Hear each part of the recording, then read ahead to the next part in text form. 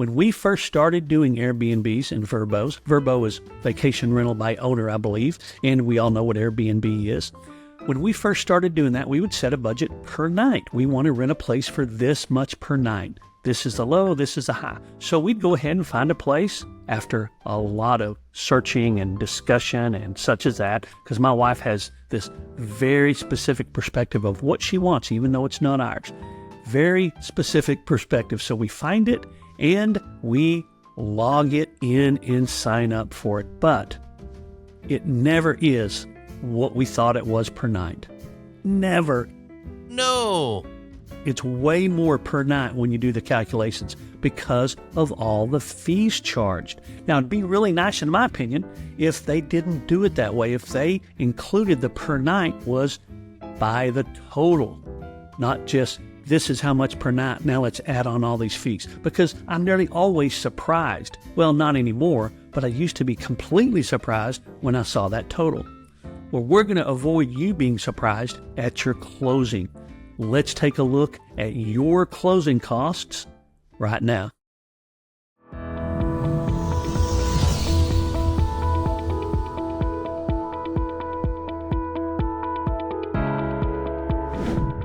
Hey, Stuart Sutton at Agent Finder, where we use a combination of artificial intelligence and human expertise that's common sense to identify the very best real estate agents for your specific home. You see, we use a higher set of standards than even you would, and our service is absolutely guaranteed. Find out more at agentfinderfacts.com.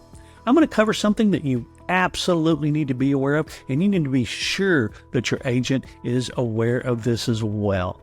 Airbnbs, Verbos, that's not what they need to be aware of. But closing costs are substantial. Whether you have brokerage fees or not, they are a substantial amount of money at closing, and you deserve to know exactly what those are. It's a big deal. I've talked to people who went to closing and got far less than they expected, and it was a big surprise. You don't want that happening to you. You want to be sure that you know where you stand.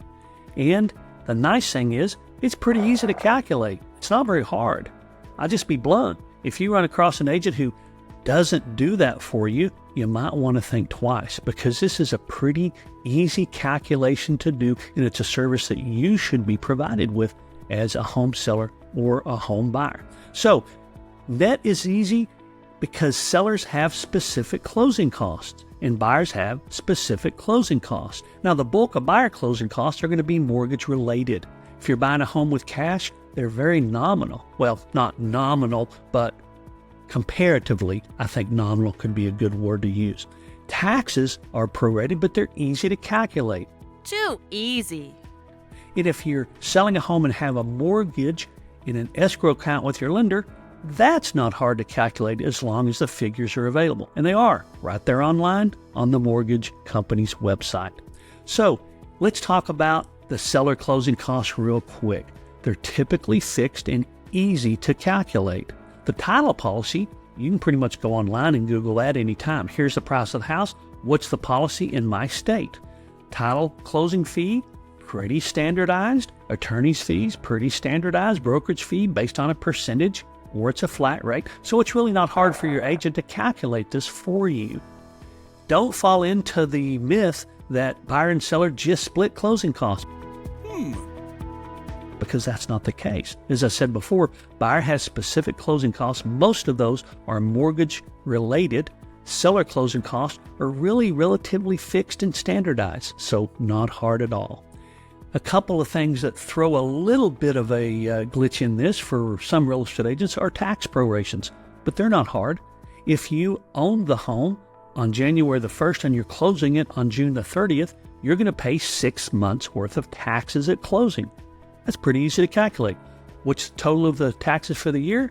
Divide it in half.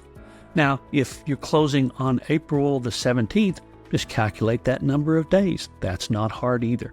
Now, if you have a mortgage company and they have your tax and insurance money in an escrow account, you're going to get that back. Huh?